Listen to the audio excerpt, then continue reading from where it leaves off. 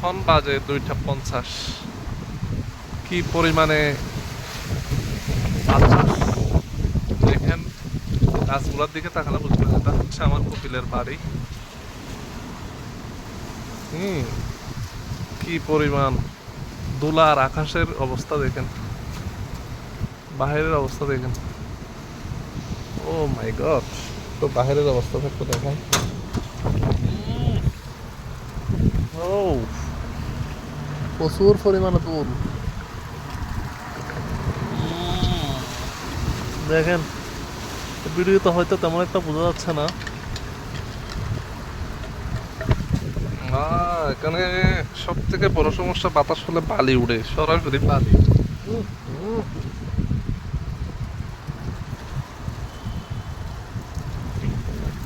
গাছের দিকে তাকালে বুঝতে পারবেন, আর আকাশের দিকে তাকান, কত সুন্দর মেঘ।